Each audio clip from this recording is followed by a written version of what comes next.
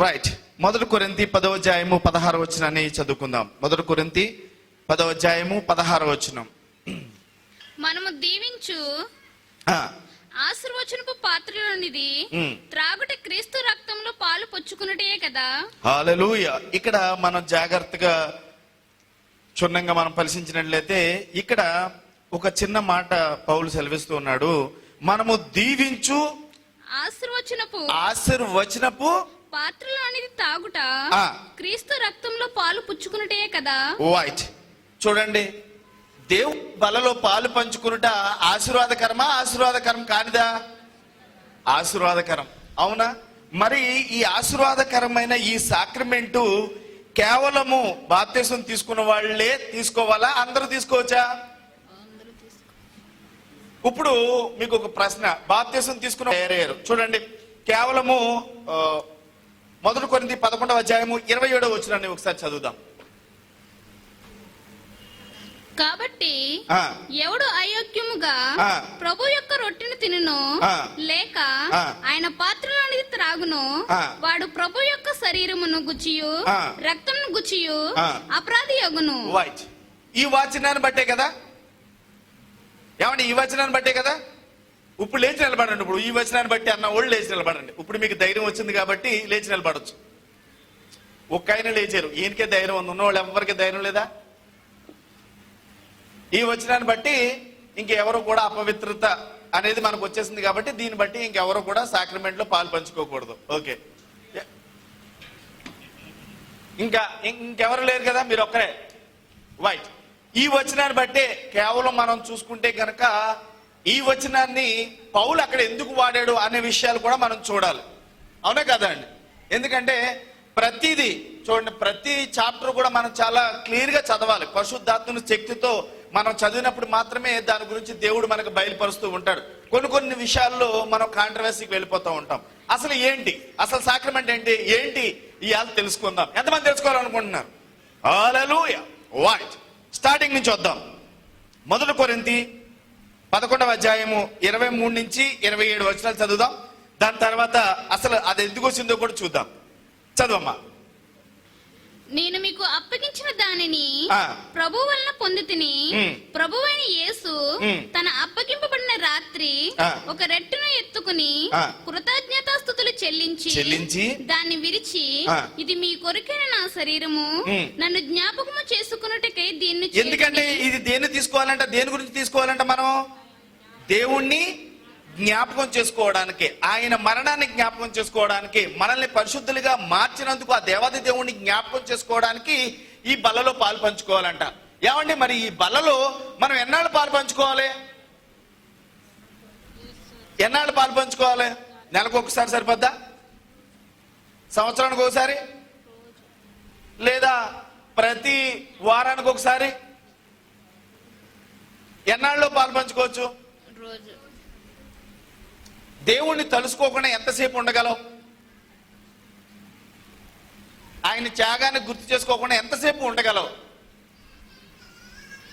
అంటే మనం నిరంతరము కూడా జ్ఞాపకం చేసుకుంటూనే ఉంటాం. మాట్లాడితే స్తోత్రం దేవా, అవునా? ఏదో ఒక విధంగా దేవుడిని నువ్వు జ్ఞాపకం చేసుకుంటానే ఉంటావు. కానీ సాక్రమెంట్ ఎందుకు పెట్టాడు దేవుడు?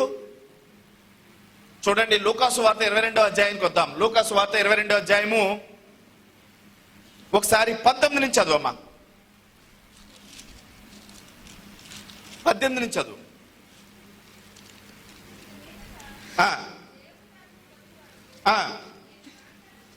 రైట్. ఇక్కడ యేసుప్రభువు ఒక మాట అంటున్నారు. ఏమంటున్నారు? దేవుని రాజ్యము వచ్చు వరకు నేనిక ద్రాక్షరసము తాగను. మళ్ళీ ఎప్పుడు తాగుతారంట? మనతో పాటు పరలోక రాజ్యంలో మాత్రమే నేను దానిని సేవిస్తాను. అప్పటి వరకు కూడా మీరందరూ కూడా దీనిని పాటించాలి. అంటే దేవుని యొక్క ఉద్దేశం ఏంటి? ఆయన ఎందుకు ఆ మాట అన్నారు?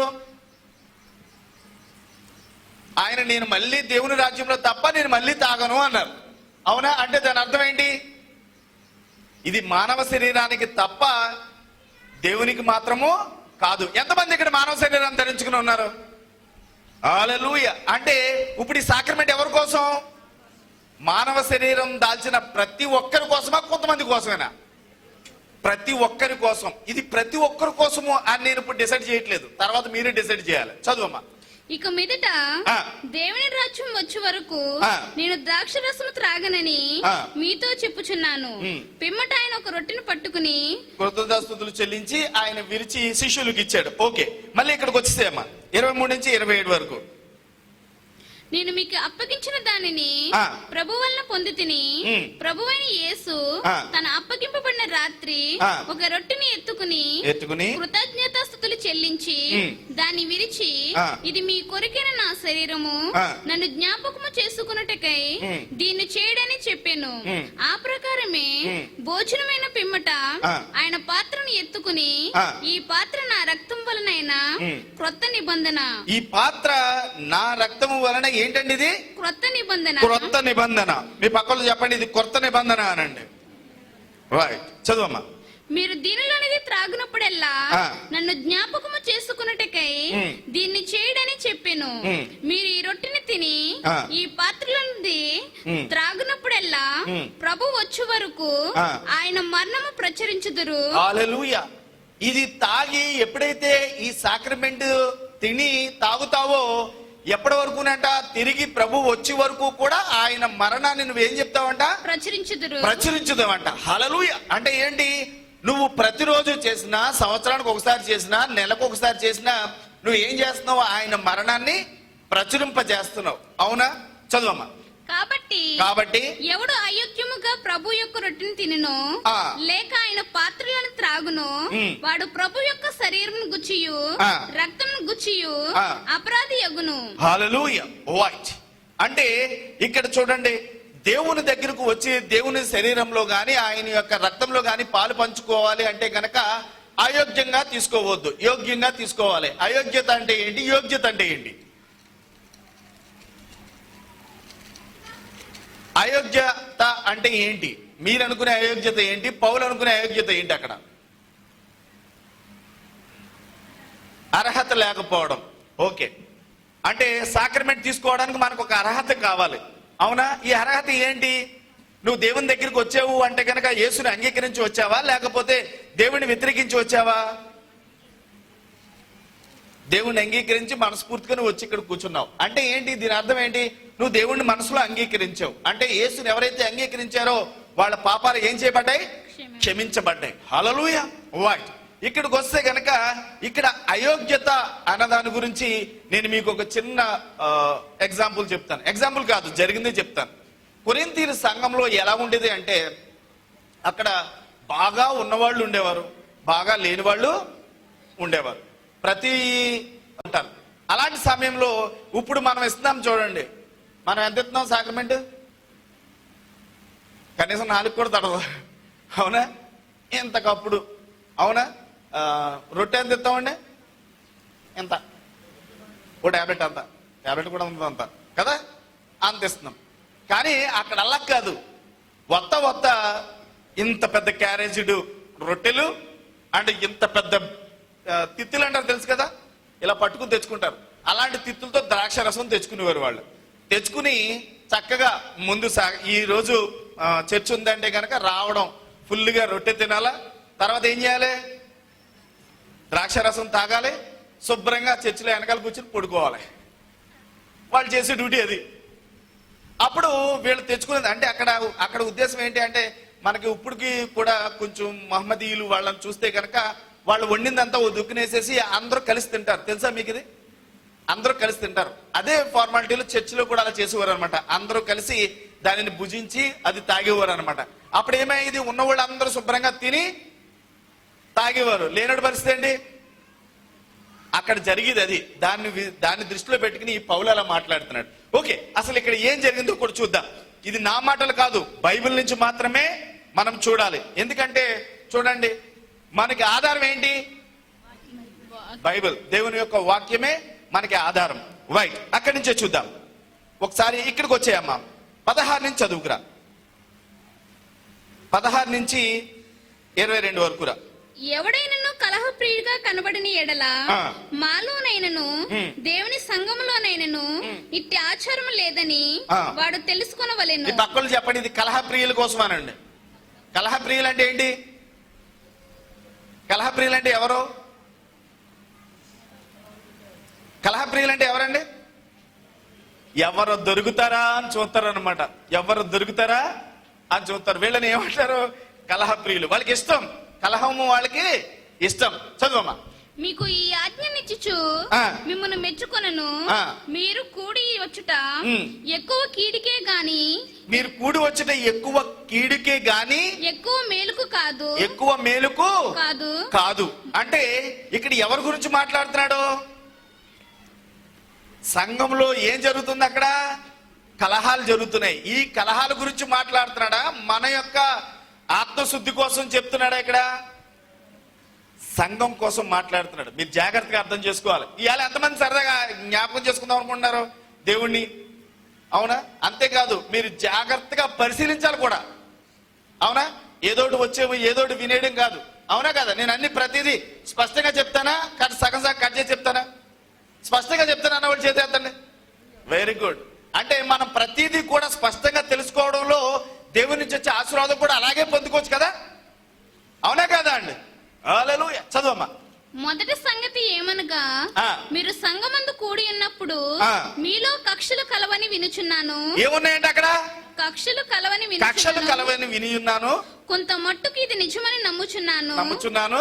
మీలో యోగ్యులైన వారెవరో ఆ. కనపడినట్లు ఆ. మీలో భిన్నాభిప్రాయములు ఉండక తప్పదు. ఆ. మీరందరూ కూడి వచ్చుచుండగా ఆ.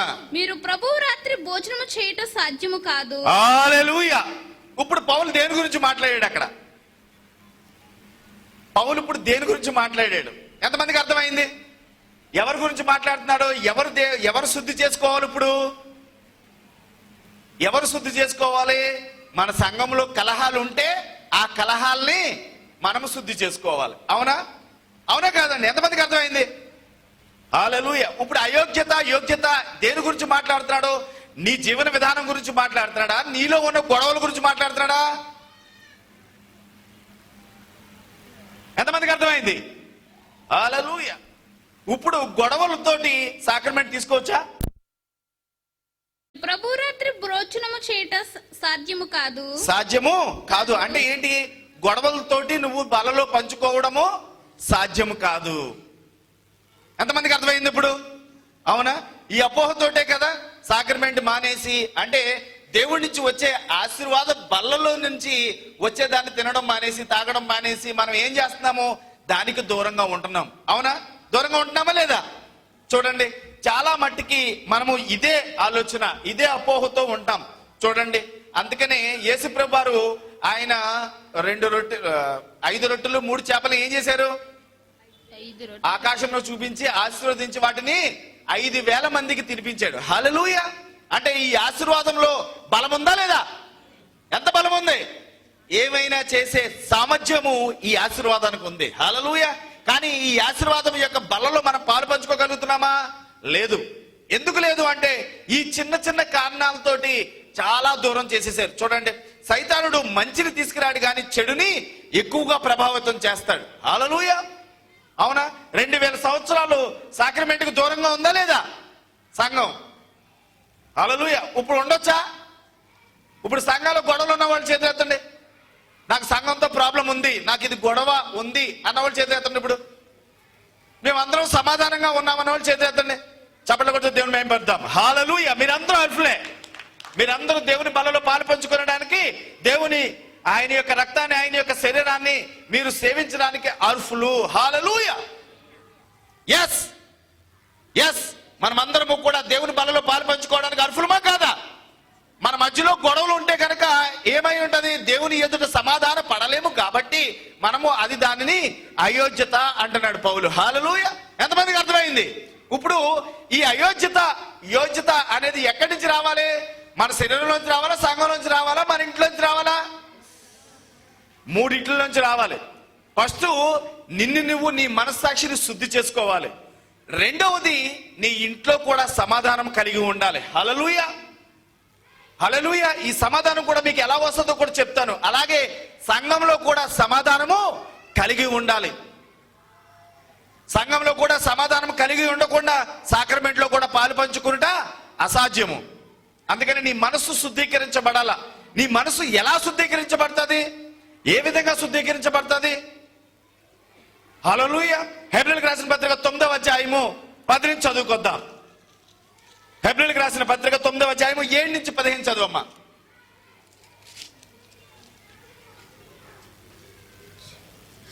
సంవత్సరంకు ఒక్కసారి మాత్రమే ప్రధాన యాజకుడు ఒక్కడే. ఇక్కడ చూడండి, మనం ఫస్ట్ నుంచి వద్దాం. ఏమండి, చివరికి వచ్చేసి వెళ్ళిపోదామా? ఫస్ట్ నుంచి వద్దామా? ఎంతమంది ఫస్ట్ నుంచి వద్దాము అనుకుంటున్నారు? హల్లెలూయా. ఎందుకు ఫస్ట్ నుంచి వద్దామంటే అసలు ఈ సిస్టమ్ ఏంటి, అసలు దేవుని యొక్క ఉద్దేశం ఏంటి అనేది కూడా మనం తెలుసుకోవాలి. అవునా కాదా అండి? హల్లెలూయా. చదవమ్మా. సంవత్సరానికి ఒక్కసారి మాత్రమే ప్రధాన యాజకుడు ఒక్కడే రక్తము చేత పట్టుకుని రెండవ గుడారంలోనికి ప్రవేశించును. ఇది ఎంతమందికి తెలుసు? అందరికీ తెలుసా? కొంతమందికి తెలుసా? చేతులెత్తండి తెలుసున్న వాళ్ళు. బాబాయ్ తెలీదా దీని గురించి? పరిశుద్ధ స్థలము, అతి పరిశుద్ధ స్థలము. అవునా బాబాయ్? మొత్తం అంతా చెప్పి రావాలంటే సరిపోతున్న టైము. అవునా? పరిశుద్ధ స్థలము, అతి పరిశుద్ధ స్థలం అని 2 ఉండేవి. అయితే సంవత్సరానికి ఒక్కసారి యాజకుడు ఏం చేసేవాడు? అందరూ కూడా అపరాధ బలిగా వేసిన ఆ రక్తాన్ని తీసుకుని వెళ్లి దేవుని ఎదుట ప్రోక్షించేవాడు. ఇది సంవత్సరానికి ఒక్కసారి చేసి మళ్ళీ యథా మామూలే. మీకు తెలుసా, ఒక మనిషి దొంగతనం చేసాడు అనుకోండి, వాడికి శిక్ష పడింది అనుకోండి, ఆ శిక్ష అనుభవించి బయటకు వచ్చేసి వాడు మనిషిగా మారతాడా? ఏం చేస్తాడు? ఇంకా ఈజీగా ఉంటుంది వాడికి. అవునా? ఎల్లొచ్చేసిన తర్వాత ఇంకా ఈజీ. అవునా కదా? అవునా? అంటే ఏంటి, మనము పాప క్షమాపణ బయటకు వచ్చేసాము. అవునా? ఇంకా మళ్ళీ ఆ పాపాల జ్ఞాపకం వస్తూనే ఉంటాయి. అందుకనే చూడండి, యోబు తన పిల్లలు తప్పు చేశారేమో అని ఏం చేసేవాడు? మాటి మాటికి బలులు అర్పిస్తూ ఉండేవాడు. హల్లెలూయా. ఇది అంత మాట చెప్తూ ఉండేవాడు నేను. హల్లెలూయా. అవునా కదా? తాను తప్పు చేసినా చేయకపోయినా గాని ఆ బలు అర్పిస్తూ వచ్చేవాడు. ఎందుకు? ఒకవేళ నా పిల్లలు తప్పు చేశారేమో, అది కూడా దేవుని కంటికి ఉండకూడదు, అది కూడా పరిశుద్ధంగానే ఉండాలని అతను చెల్లిస్తూ ఉండేవాడు. చూద్దాం, చదవమ్మా. రెండవ గుడారంలోనికి ప్రవేశించెను. ఆ రక్తము తన కొరుకును ప్రజల అజ్ఞాన కృతముల కొరుకును అతడు అర్పించెను. ఏంటంట? ప్రజల అపరాధముల కొరకును అజ్ఞాన కృతముల కొరుకును అతడు అర్పించెను. దీనిని బట్టి ఆ మొదటి గుడారం ఇంకా నిలుచుచుండగా అతి పరిశుద్ధ స్థలంలో ప్రవేశించు మార్గము బయలుపరచబడలేదని. హల్లెలూయా. అంటే ఏంటి? అతి పరిశుద్ధ స్థలంలోనికి వెళ్ళడానికి ఇంకా బయలుపరచబడలేదని పరిశుద్ధాత్ముడు తెలియచెప్పుచున్నాడు. హల్లెలూయా. అంటే ఏంటి? దేవుని యొక్క మందిరంలోనికి, దేవుని యొక్క ఉద్దేశంలోనికి, దేవుని యొక్క పరిశుద్ధాత్ముని యొక్క ఉద్దేశంలోనికి మనం ఇంకా వెళ్ళడం లేదు. అంటే మొదటి గుడారం కంటే రెండో గుడారము పెద్దదా కాదా? హల్లెలూయా. ఇప్పుడు రెండో గుడారంలోనికి వెళ్ళడానికి ఆ రక్తం తీసుకుని వెళ్తున్నాడు. అది పరిపూర్ణం చేస్తుందా? చేయడం లేదు. చదువమ్మా. ఆ గుడారము ప్రస్తుత కాలమున ఉపమానముగా ఉన్నది. ఈ ఉపమానార్థమును బట్టి మనసాక్షి విషయంలో ఆరాధకునికి సంపూర్ణ శుద్ధి కలగచేయలేని అర్పణలను. హల్లెలూయా. చూడండి, ఆరాధకునికి సంపూర్ణ సిద్ధి కలగజేస్తుందా మనసాక్షికి? ఎప్పుడు కలగజేస్తుంది? అర్పించినప్పుడు అమ్మయ్య అనుకుంటున్నాడు. మళ్ళీ బయటికి వెళ్ళి మళ్ళీ మామూలే. ఏం చేస్తున్నాడు? మళ్ళీ సంవత్సరం అంతా పాపాలు చేస్తున్నాడు, సంవత్సరం అంతా తప్పులు చేస్తున్నాడు. మళ్ళీ వచ్చి ఆ సంవత్సరానికి ఒకసారి మళ్ళీ ఏం చేస్తున్నాడు? బలి అర్పిస్తున్నాడు. బలి అర్పించి మళ్ళీ అమ్మయ్య నేను బయటపడిపోయాను, దేవుని ఎదుట నేను పరిశుద్ధుడిని. అవునా? ఇలాగ ఉండడం ఇష్టమా? లేకపోతే దేవుని యొక్క సాక్రమెంట్ తీసుకుని నిరంతరము మనస్సాక్షికి సమాధానం చెప్పుకోవడం ఇష్టమా? ఏది మంచిది? ఏది మంచిది? ఒక్కసారి బలిచ్చి ఒక్కసారి ఆ రక్తం దగ్గర కానీ, లేదంటే చూడండి చాలా మంది ఈస్టర్కి మాత్రమే సాక్రమెంట్ తీసుకునే వాళ్ళు ఉంటారు. అవునా? నేను బుక్ లో చదివాను, నేను మొన్న. ఈస్టర్కి మాత్రమే తీసుకుంటారంట వాళ్ళు. ఎందుకంటే దేవుడు ఆ రోజే లేచాడు కాబట్టి ఆ రోజే సాక్రమెంట్ తీసుకోవాలంట. ఇది ఒక కొత్త సిద్ధాంతం.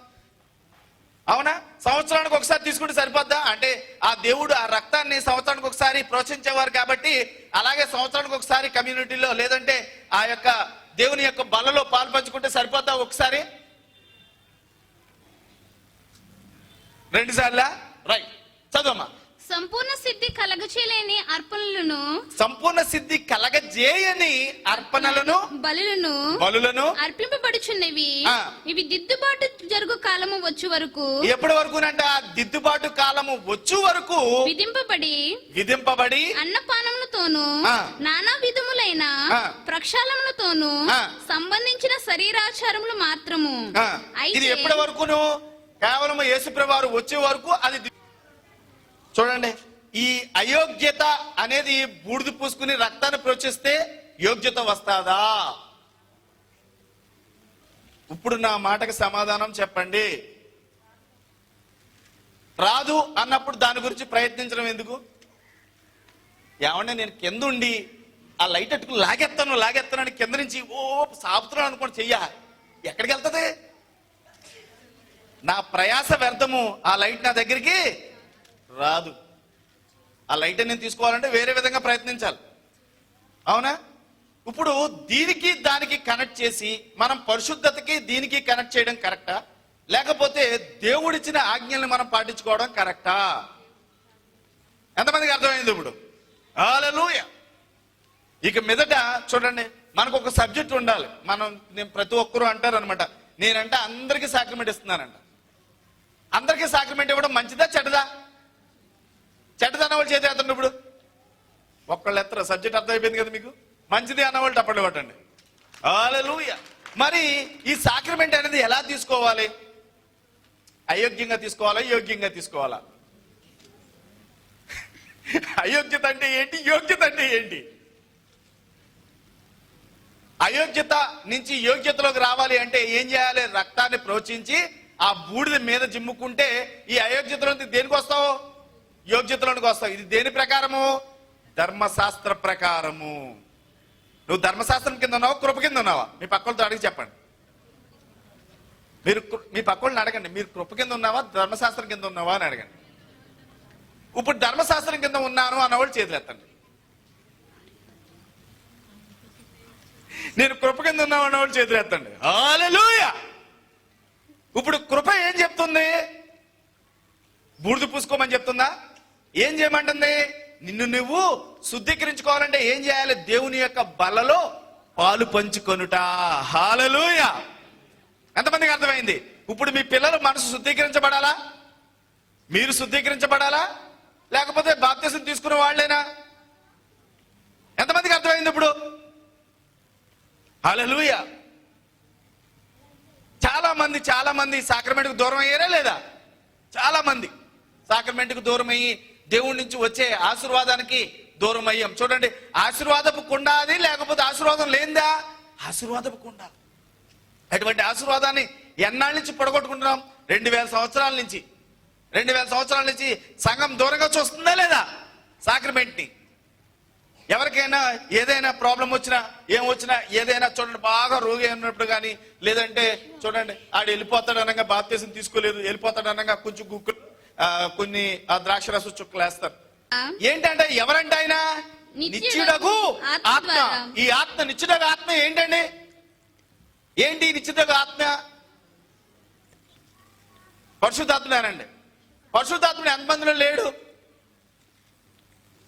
ఉన్నవాడు చేతులు ఎత్తండి. మనందరిలో కూడా పరిశుద్ధాత్ముడు ఉన్నాడు. ఈయన నిత్యుడగు ఆత్మ. ఈ ఆలయం రేపు వెళ్ళిపోయేవాడా? లేదు, ఆయన నిత్యుడగు ఆత్మ. చదువు. నిత్యుడగు ఆత్మ ద్వారా తను దేవునికి నిర్దోషినిగా అర్పించుకున్న క్రీస్తు యొక్క రక్తము నిర్జీవ క్రియలను విడిచి జీవం గల దేవుని సేవించుటకు, జీవము గల దేవుని సేవించుటకు మీ మనస్సాక్షిని ఎంతో ఎక్కువగా శుద్ధి చేయును. హల్లెలూయా. ఏం చేస్తుందంట? మనస్సాక్షిని ఎంతో ఎక్కువగా శుద్ధి చేయును. ఏమంటే ఈ రక్తము ఎప్పుడైతే దేవుని బలలో పాలు పంచుకుంటావో నీ మనస్సాక్షిని ఏం చేస్తుందంట? శుద్ధీకరిస్తుందంట. అంటే మరి మనము ఈ శుద్ధీకరించట్లోనికి వద్దామా, ఇంకా అయోగ్యంగా చూసుకుంటామా? ఇప్పుడు ఎక్కడికి వద్దాం? మన మనసు రోజు కూడా ఏం చేయబడాలి? మనస్సాక్షి శుద్ధీకరించబడాలా. ఎప్పుడైతే శుద్ధీకరించబడతాదో అప్పుడే దేవుని యొక్క కమ్యూనిటీలో నువ్వు పాల్పంచుకోగలవు. హల్లెలూయా. దేవుని యొక్క రక్తము, దేవుని యొక్క శరీరము నిన్ను శుద్ధీకరించబడుతుంది. అవునా? నీ మనసు ఏం చేయబడాలంట? శుద్ధీకరించబడాలంట. ఎప్పుడు శుద్ధీకరించబడుతుంది? దేవుని యొక్క బల్ల పుచ్చుకుంటే మాత్రమే నీ మనసు శుద్ధీకరించబడుతుంది. హల్లెలూయా. ఇది దేని ద్వారానంట? నిత్యుడగు ఆత్మ ద్వారా. హల్లెలూయా. అంటే ఇప్పుడు పరిశుద్ధాత్ముడు మనల్ని ఏం చేస్తున్నాడు? శుద్ధీకరిస్తున్నాడా, లేకపోతే మనల్ని ఇంకా అశుభ్రతలోని లేదంటే ఇంకా మనము దేవునికి అయోగ్యతను చూపిస్తున్నాడా? ఇప్పుడు సడన్ గా యేసుప్రభు వచ్చారు అనుకోండి, మనల్ని ఆయన ఎలా చూస్తాడో? నిర్దోషులుగా చూస్తున్నాడా, దోషులుగా చూస్తాడా? ఎంతమంది నిర్దోషులుగా చూస్తారు అనుకుంటున్నారు? చప్పట్లు కొడుతూ దేవుని మహిమపరుద్దాం. హల్లెలూయా. అంటే దేవుని యొక్క ఉద్దేశము వేరు, మనము ఆలోచిస్తున్న ఉద్దేశాలు వేరు. ఎంతమందికి అర్థమైంది? ఇప్పుడు మరి ఈ సాక్రమెంట్ అనేది ఎప్పుడెప్పుడు తీసుకోవాలి?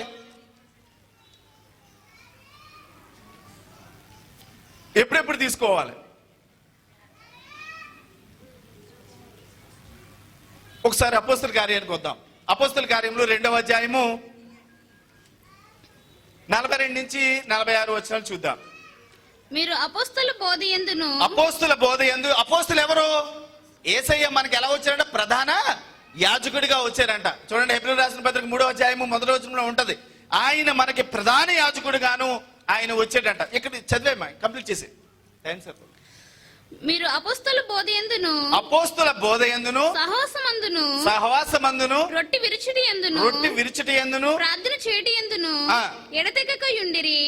అప్పుడు ప్రతివానికి భయము కలిగెను. ప్రతివానికి ఏం కలుగుతుందంట? భయము కలుగుతుందంట. అంటే ఏంటి? దేవుని యొక్క బలలో పాలు పంచుకుంటే నీలో ఏమొస్తాయి? దేవుని యొక్క భయభక్తులు నీలోనికి వస్తాయి. కానీ మనం ఏం చేస్తున్నాము? దానికి దూరంగా ఉంచడం మూలంగా వాడు ఏమనుకుంటాడు? నేను సాక్రమెంట్ తీసుకోనుగా, నేను ఏది చేసినా పర్వాలేదుగా, నేను ఇంకా బాప్తిసం తీసుకోలేదుగా, నేను ఏం చేసినా పర్వాలేదుగా, నేను ఇంకా బాప్తిసం తీసుకోలేదు బ్రదర్, నేను మందు కొట్టొచ్చు, నేను బాప్తిసం తీసుకోలేదు బ్రదర్, నేను అబద్ధాలు ఆడొచ్చు. ఎక్కడికి వెళ్ళిపోయింది మన సిస్టం?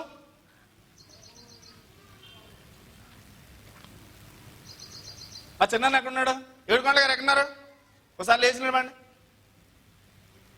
అవి అక్కడ ఉన్నారండి బయట. ఆయన 2 సార్లు సాక్రమెంట్, ఒకసారి కావాలి సాక్రమెంట్ తీసుకున్నాడు మన చర్చిలో. మొత్తం బంద్. ఎందుకు? ఎప్పుడైతే సాక్రమెంట్ తీసుకున్నాడు అప్పుడు అనలేదా నేను బాప్తిసం తీసుకోలేదండి, మీరు సాక్రమెంట్ ఇచ్చేస్తున్నారని ఉంటే కనుక ఆయనకి ఆ సాక్ష్యం వచ్చేదా? రాదు.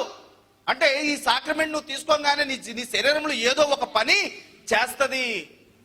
ఎస్, దేవుని ఆత్మ నిన్ను ఊరుకొనివ్వదు, దాని పని అది ఖచ్చితంగా చేస్తుంది. అందుకని నిత్యుడగు ఆత్మ అంట. ఆ ఆత్మ ద్వారా నీ మనస్సాక్షిని శుద్ధీకరిస్తుందంట. హల్లెలూయా. దేని గురించి? నిర్జీవ క్రియల గురించా, జీవము కలిగిన క్రియల గురించా? నిర్జీవ క్రియలను వదిలిపెట్టి జీవము కలిగిన దేవుణ్ణి ఆరాధించుటకు, స్తుతించుటకు, గణపరచుటకు నీ మనస్సాక్షిని ఎంతో శుద్ధీకరిస్తుందంట. హల్లెలూయా.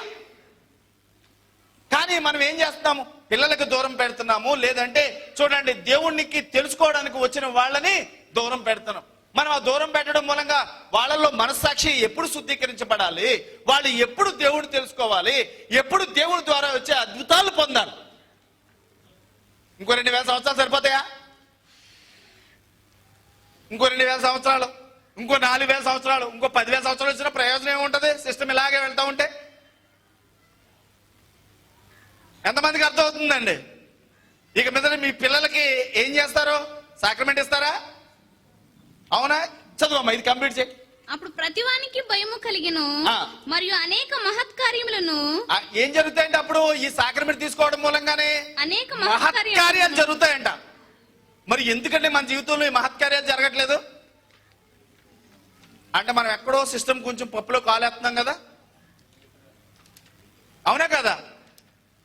ఏం జరుగుతాయంట? దేవుని బల్ల తీసుకుంటేనే మహత్కార్యాలు జరుగుతాయంట, అద్భుతాలు జరుగుతాయంట. హల్లెలూయా. ఎంతమందికి అర్థమవుతుంది? ఇంకా అస్వస్థత, ఇంకా లేమి అనేవి మన జీవితాల్లో ఎందుకుంటున్నాయంటే మనం ఇంకా ఏం చేస్తున్నాము? వాటి వెనక పరిగెడుతున్నాము. ఎక్కడ ఏదైతే దేవుడు కొట్టివేసేనన్నాడో దాని వెనక ప్రయాణిస్తున్నాము, దానినే చూస్తున్నాం. లేదా ఎవరైతే ఒక రాంగ్ గైడెన్స్ ఇస్తున్నారో ఆ రాంగ్ గైడెన్సీలోనే వెళ్ళిపోతుంది తప్ప ఆ కరెక్ట్ గా మనం దేవుని ఎదుట దేవుని వంక చూస్తూ మనం నడవలేకపోతున్నాం. హల్లెలూయా. హల్లెలూయా. మళ్ళీ చదవమ్మా ఈ వచనాన్ని. అప్పుడు ప్రతివానికి భయము కలిగెను, ఆ. మరియు అనేక మహత్కార్యములను. అనేక మహత్కార్యములు అంటే ఏంటి? దేవుడు పడతాడు, ఆ వాక్యము నీ హృదయానికి తగిలితేనే కదిలించబడతాడు. హల్లెలూయా. అది నీ హృదయానికి తగలలేదు అనుకోండి, కదిలించబడతాడా? అలాగే ఉంటాడు. నువ్వు ఎలా కూర్చున్నావో ఆయన కూడా అలాగే కూర్చుని ఉంటాడు, చక్కగా వింటాడు అనమాట. హల్లెలూయా. అందుకని మహత్కార్యాలు, అద్భుతాలు జరగాలి అంటే కనుక దేంట్లో పాలు పంచుకోవాలి? దేవుని యొక్క బలలో పాలు పంచుకోవాలి. హల్లెలూయా. చదవమ్మా. అనేక మహత్కార్యములను సూచక్రియలను అపోస్తలుల ద్వారా జరిగెను. విశ్వసించు వారందరూ ఏకముగా కూడి తమకు కలిగినంతయు సమష్టిగా ఉంచుకొనిరి. హల్లెలూయా. అంటే ఏంటి? దేవునికి ఎప్పుడైతే ఆయన అద్భుతాలు, ఆయన మహత్కార్యాలు చూస్తామో అప్పుడు దేవుడికి ఏం చేస్తామంట?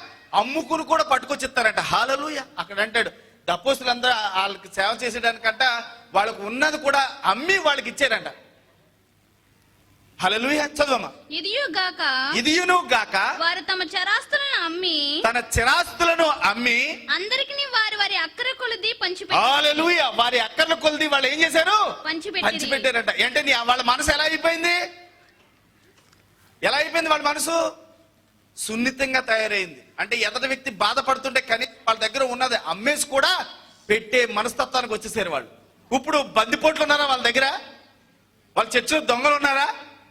లేకపోతే అక్కడ ఒకళ్ళు అనుకునే వాళ్ళు కానీ తిట్టుకునే వాళ్ళు కానీ ఉన్నారా? అక్కడ వాళ్ళ ఆస్తులే అమ్మిచ్చేసే వాళ్ళుగా మారిపోయారంట. ఎందుకు అలా మారిపోయారు? చదవమ్మా. మరియు వారు ఏక మనస్సులై ప్రతిదినము దేవాలయంలో తప్పక. హల్లెలూయా. ఏమండి? సాక్రమెంట్ ఇప్పుడు ప్రతిరోజు తినాలా, లేకపోతే సంవత్సరానికి ఒకసారి, నెలకోసారినా? చదవమ్మా. ప్రతిదినము దేవాలయములో తప్పక కూడుకొనుచు ఇంటింట రొట్టి విరుచుచు. హల్లెలూయా. ఇంటింట రొట్టి విరుచుచు దేవుణ్ణి స్తుతించుచు. హల్లెలూయా. ఏం చేస్తున్నారంట? దేవుణ్ణి స్తుతిస్తున్నారంట. మరి ఇంటింట రొట్టి విరిచినప్పుడు పిల్లలకు పెడతాం మానేశారంటారా? మీరు పిల్లలకు లేదు అన్నారా? అవునా? అంటే వీళ్ళు ఏం చేస్తున్నారు? దేవుణ్ణి స్తుతించడానికి, ఆయన్ని జ్ఞాపకం చేసుకోవడానికి మాత్రమే ఈ సాక్రమెంట్ ని యూజ్ చేస్తున్నారు. హల్లెలూయా. ఎంతమంది దేవుణ్ణి, ఆయన్ని జ్ఞాపకం చేసుకుందాం అనుకుంటున్నారు? హల్లెలూయా. కేవలము దేవుణ్ణి కొన్ని రోజులు అలా తాగడం మొదలు పెడితే నీ డిఎన్ఏ మారిపోతుంది. మీకు తెలుసా? ప్రతి మనిషిలోని ఆ రక్తం తీసి వాడి ఒంట్లో ఉన్న రోగం తెలియాలంటే ఏం తీస్తారు? ఏం తీస్తారండి? బ్లడ్ తీస్తారు. ఏ రోగం తెలియాలన్నా కూడా ఏం తీయాలి? ఫస్ట్ బ్లడ్ తీయాలి. మనకి ఏమి ఇచ్చాడు ఆయన? యేసు రక్తాన్ని ఇచ్చాడు. ఆయన రక్తంలో ఏమైనా కల్ముషం ఉందా? ఆయన రక్తంలో ఏదైనా వ్యాధి? ఓకే, ఇప్పుడు మంచి ప్రశ్న వేశారు. ఇది కూడా మనం చూద్దాం. నిత్యుడగు ఆత్మ ద్వారా. ఎవరి ద్వారా అంటే ఇది? నిత్యుడగు ఆత్మ ద్వారా తన దేవునికి నిర్దోషినిగా అర్పించుకున్న క్రీస్తు యొక్క రక్తము నిర్జీవ క్రియలను విడిచి. ఇప్పుడు ఏం వదిలిపెట్టేస్తాడంట?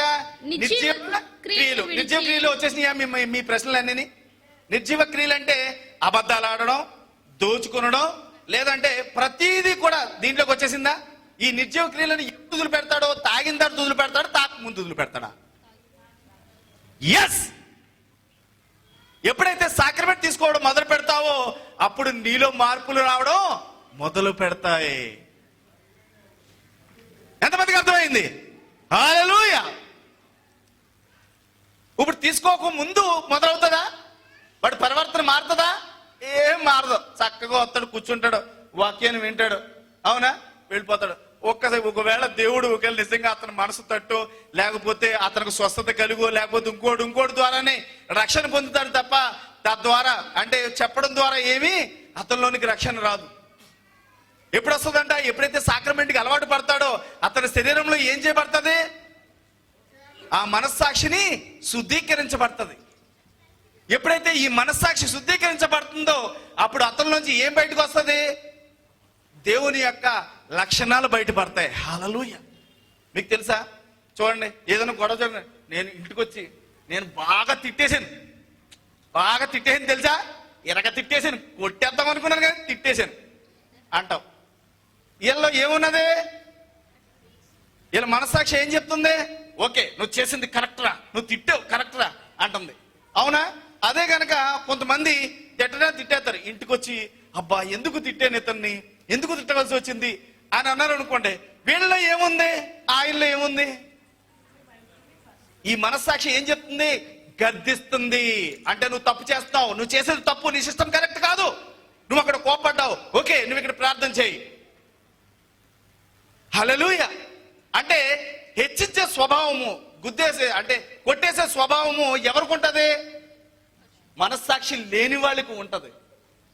ఎప్పుడైతే నువ్వు ఎదటి వ్యక్తి మీద జాలి పడుతున్నావో, ఎదటి వ్యక్తి మీద నువ్వు కోపడ్డా కానీ మళ్ళీ ప్రార్థన చేస్తున్నావో, వాళ్ళలో ఏముంది? మనస్సాక్షి శుద్ధీకరించబడింది. హల్లెలూయా. అంటే నువ్వు సాక్రమెంట్ తీసుకోవడానికి అర్హుడవా కాదా? ఎంతమందికి అలా అనిపిస్తుంది? అయ్యో అనవసరంగా తిట్టేసాను. మీకు తెలుసా, తల్లి పిల్లోడిని నట్టుకుని బాగా కొడుతుంది వాడు తప్పు చేసాడని. అవునా? ఒక గంట పోయిన తర్వాత పిల్లోడిని ఇలా పట్టుకుని ఏడుస్తుంది. ఎందుకు? బాగా తన్నిరా అనా? ఎందుకు? ప్రేమ, అభిమానం. నిజంగానే కొట్టేశాను, కానీ నేను పిల్లోడిని కొట్టవలసింది కాదు. పిల్లోడిని తిట్టేస్తావు, తిట్టి మళ్ళీ దగ్గర తీసుకుంటావు. ఎందుకు అంటే ఆ పిల్లవాడిని నేను తిట్టవలసింది కాదు. అంటే నీలో మనస్సాక్షి పనిచేస్తుందా, పని చేయట్లేదా? పనిచేస్తుంది. మరి దేవుడి దగ్గర కూడా నీ మనస్సాక్షి పనిచేయాలి అంటే సాక్రమెంట్ ఎప్పుడైతే తీసుకుంటావో అప్పుడు నీ మనస్సాక్షి ఏం చేయబడుతుందంట? శుద్ధీకరించబడుతుందంట.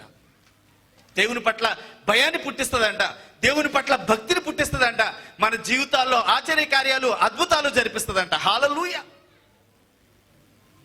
హల్లెలూయా. మరి ఇది నెలకు ఒకసారో సంవత్సరానికి ఒకసారి ప్రతిరోజు తీసుకోవాలా? ప్రతిరోజు తీసుకోవాలన్న వాళ్ళు చేతి ఎత్తండి. ఆమేన్. మీరు భోజనం ఎన్నిసార్లు చేస్తున్నారు? ఏమన్నా అక్కడ భోజనం చేసే ముందు అన్నాడు కదా, అవునా? అంటే సంవత్సరానికి ఒకసారి భోజనం చేసే వాళ్ళు చేతి ఎత్తండి. ఇప్పుడు ఏమన్నా పాత నిబంధన ప్రకారం సంవత్సరానికి ఒకసారి రక్త ప్రోక్షణ చేస్తే సరిపోతుంది, అవునా? అలాగే మనం సంవత్సరానికి ఒకసారి తిందామన్న వాళ్ళు చేతి ఎత్తండి. పోనీ నెలకోసారి తిందామన్న వాళ్ళు చేతి ఎత్తండి. మనం నెలకోసారి తీసుకుంటున్నాం కదా సాక్రమెంట్, అవునా? నెలకోసారి తిందామన్న వాళ్ళు చేతి ఎత్తండి. నెలకు ఒక్కసారి అతను బయటికి తీసుకెళ్ళండి. జీవన్ అతను బయట కూర్చోబెట్టి అతను కూడా తీసుకెళ్ళి. అవునా? నెలకు ఒకసారి తినేవాళ్ళు చేతులు ఎత్తండి. ఉన్నారా ఎవరన్నా? 3 పూట్ల తినేవాళ్ళు చేతులు ఎత్తండి. అంటే దేవుణ్ణి 3 పూట్ల జ్ఞాపకం చేసుకోవాలా, లేకపోతే నెలకు ఒకసారి జ్ఞాపకం చేసుకోవాలా? 3 పూట్ల జ్ఞాపకం చేసుకోవాలి. పోనీ 3 పూట్ల వద్దు, రోజు ఒకసారి తింటే నేను సాక్రమెంట్ తీసుకుంటాను అన్నవాళ్ళు చేతులు ఎత్తండి. ఇవాళ ఎంతమంది రోజుకు ఒక్కసారి నేను సాక్రమెంట్ తీసుకుంటే నా జీవితంలో అద్భుత కార్యాలు జరుగుతాయని నమ్ముతున్నారు? హల్లెలూయా. ఏంటి సగమేలు ఎత్తారేంటి? పూర్తిగా లేపండి. మీరేం చేయండి, చక్కగా మీరు భోజనం చేసేటప్పుడు అన్నం పెట్టుకోండి, అవునా? కూరలు పెట్టుకోండి, బాగా 4 కూరలు 5 కూరలు చేసుకుంటారు కదా, దాంతో పాటు ఒక రొట్టె ముక్క తీసుకోండి, అవునా? ఒక సాక్రమెంట్ లేదా సాక్రమెంట్ మీకు దొరకకపోతే కనుక కొంచెం నీళ్లు అక్కడ ఒక చిన్న కప్పులు, మన దగ్గర కప్పులు ఉంటాయి కదా, అలాంటి కప్పులో మీరు ఇంట్లో 4 ఉంటే 4, 5 ఉంటే 5, ఆ కప్పు తీసుకుని దాంట్లో కనీసం నీళ్లు పోసుకుని ఆ దేవుణ్ణి జస్ట్ అయ్యా నువ్వు చేసిన త్యాగాన్ని జ్ఞాపకం చేసుకుంటున్నాను, నా కోసం రక్తం కార్చావు అని ఒక్క మాట చిన్న ప్రార్థన చేసుకుని అది తీసుకోవడం మొదలు పెట్టండి. అది తీసుకోవడం మొదలు పెడితే మీ రక్తంలో మార్పులు రావడం మొదలు పెడతాయి. హల్లెలూయా. నీ శరీరంలో ఆది కాలం నుండి వచ్చిన ఆ షుగరు, బీపీ, కొలెస్ట్రాల్, ఇంకా ఏవైతే రోగాలు ఉన్నాయో ఈ రోగాలన్నీ కూడా ఎలా మారిపోతాయి? అప్పుడు ఆ రక్తము యేసు రక్తంతో కలుస్తుంది కాబట్టి యేసు రక్తానికి ఏ రోగము లేనట్టే నీ శరీరంలో కూడా రోగం నుంచి బయటకు వచ్చేస్తావు. హల్లెలూయా. ఎంతమందికి అర్థమైంది? హల్లెలూయా. ఇందులో పిల్లలకు మాత్రమే ఇవ్వకోకుండా పెద్దలు మాత్రమే తిన్నారనుకోండి, ఏమవుతుంది? మీకు బాగానే ఉంటది. ఆడు మాత్రం రేపు పొద్దున్న కొంచెం ఎదుగుతాడు అనమాట. కొంచెం ఎదిగిన తర్వాత ఆడు మొదలెడతాడు. ఏమని?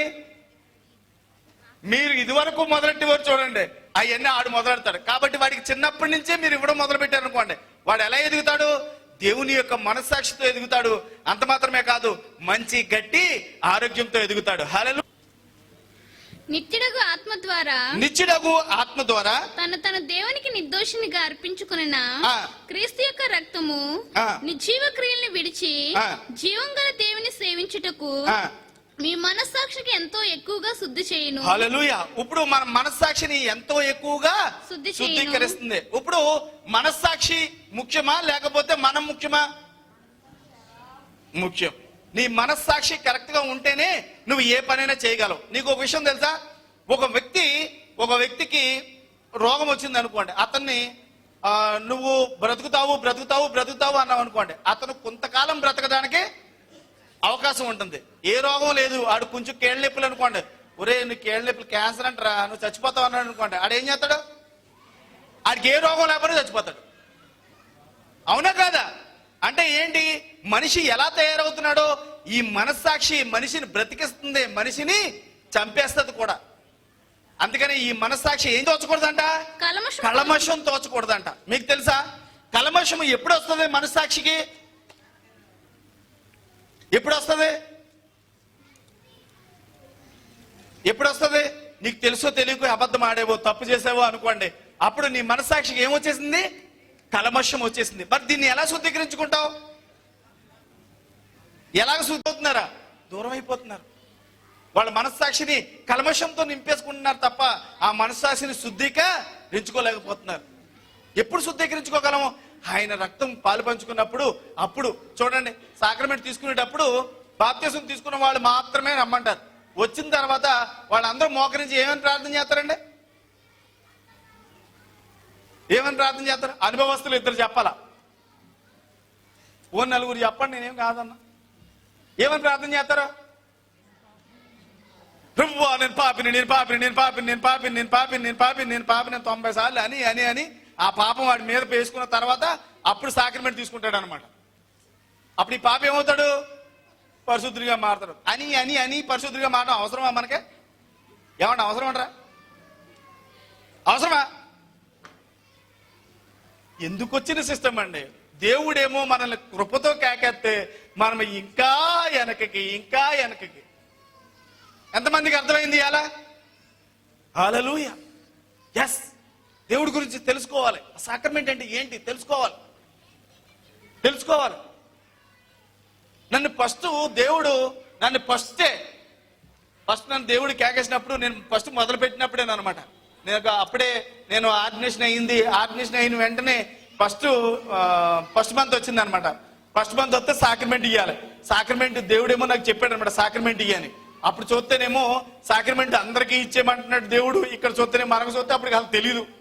అసలు సాక్రమెంట్ ఏంటి తెలియదు. సాక్రమెంట్ ఎవరికి ఇవ్వాలి ఎవరికి ఇవ్వకూడదో కూడా తెలియదు.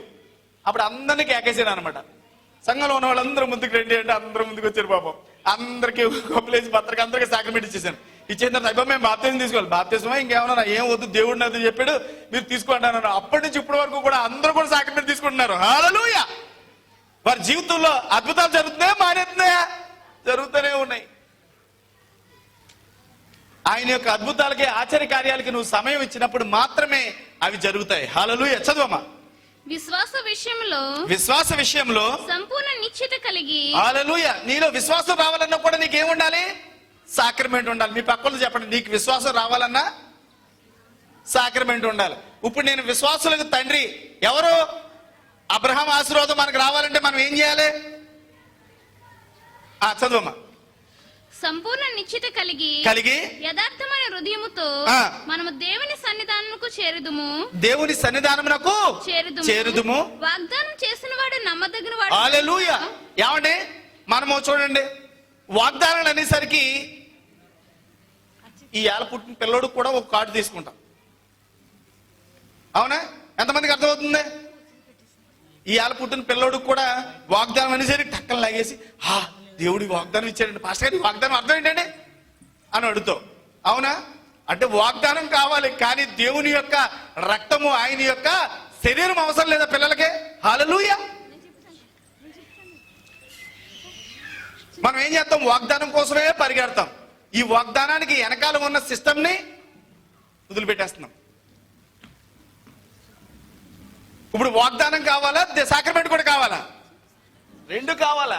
రెండు కావాలి. ఎప్పుడైతే సాక్రమెంట్ తీసుకుంటావో నీలో మనస్సాక్షి శుద్ధీకరించబడడం మొదలు పెడుతుంది. చూడండి, చాలా మంది అనుకుంటారు నేను 10th క్లాసే చదివాను, నాకు ఆ జాబ్ ఎందుకు వస్తుంది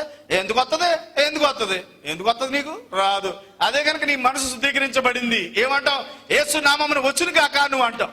అప్పుడు ఆ జాబు నీకే వస్తుంది. ఇప్పుడు ఇది మనస్సాక్షిని శుద్ధీకరిస్తుందా లేకపోతే దీన్ని తీసేస్తుందా? శుద్ధీకరిస్తుంది. ఇవాళ మీ మనసును శుద్ధీకరించే సాక్రమెంట్ తీసుకోబోతున్నారు మీరు ఇవాళ. హల్లెలూయా, హల్లెలూయా. ఇక మీదట నువ్వు అయోగ్యము అనే మాటనే మర్చిపోతావు. నీ జీవితంలో మళ్ళీ అయోగ్యత అనే మాట నీకు గుర్తు రాకుండా ఆ దేవాది దేవుని రక్తాన్ని నువ్వు తీసుకోబోతున్నావు. హల్లెలూయా. ఎస్, ఇక నుంచి నీ శరీరంలో మార్పులు నువ్వు చూడబోతున్నావు, నీ రక్తంలో మార్పులు నువ్వు చూడబోతున్నావు. హల్లెలూయా. ఎస్, ఎంతమంది మార్పులు చూద్దాం అనుకుంటున్నారు? చప్పట్లు కొడుతూ దేవుని మేము పడతాం. హల్లెలూయా. మన రక్తంలో మార్పులు, మన శరీరంలో మార్పులు. ఈ మార్పులు కావాలంటే ఏం చేయాలి? దేవుని యొక్క బలలో పాలు పంచుకోవాలి. ఆ దేవుని యొక్క బలని దూరంగా చూడటం మూలంగా మనకి రావాల్సిన ఆశీర్వాదాన్ని కూడా మనం దూరం చేసుకుంటున్నాం. అందుకని చూడండి, 1 కొరింథీ 10:16 అంటున్నాడు కదా, ఆశీర్వాదపు కొండలోదా లేకపోతే ఆశీర్వాదం లేనిదా? ఎంత గొప్ప సాక్రమెంట్ నువ్వు వదిలిపెట్టేసుకుంటున్నావు, ఎంత గొప్ప సాక్రమెంట్కి నువ్వు దూరంగా ఉంటున్నావు. ఎంతమందికి అర్థమైందండి? నేను ఎన్నాళ్ళు సాక్రమెంట్ తీసుకోలేదు, నేను ఈరోజు తీసుకుందాము అనుకుంటున్న వాళ్ళు చేతెత్తండి. హల్లెలూయా. నువ్వు ఎన్నాళ్ళ నుంచి తీసుకుంటలేదా? మరి ఏం పుట్టించింది ఇప్పుడు నీ మనస్సాక్షికి? ఆనంద్, నీ మనస్సాక్షి ఏం పుట్టించింది? హల్లెలూయా. చూసారా, ఆ మనసుకి ఏం పుట్టించింది? ధైర్యాన్ని పుట్టించింది. ఇప్పుడు ఈ మనసు శుద్ధీకరించబడిందా, తొలగించబడిందా? శుద్ధీకరించబడింది. అందుకని ఈ వాక్యము శక్తి కలిగినది. ఈ వాక్యాన్ని ఎప్పుడైతే అంగీకరిస్తావో అప్పుడే నీ జీవితంలో అద్భుతాలు జరగడం మొదలు పెడతాయి. హల్లెలూయా. అందరం లేచి నిలబడి కొద్ది నిమిషాలు ప్రార్థన చేద్దాం.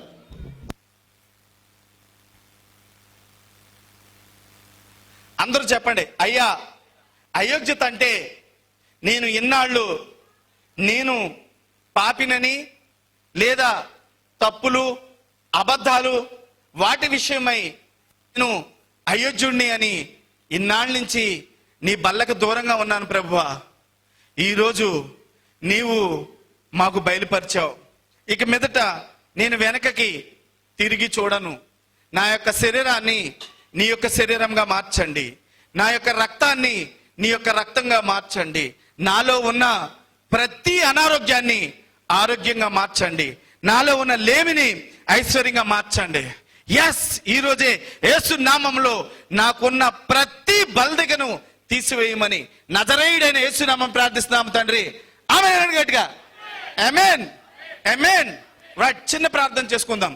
ప్రభువా, మహోన్నత సర్వోన్నత సర్వశక్తివంతుడా, మమ్మల్ని మిక్కిలిగా ప్రేమిస్తున్న పరలోక తండ్రి, మీకే స్తుతులు స్తోత్రాలయ్యా.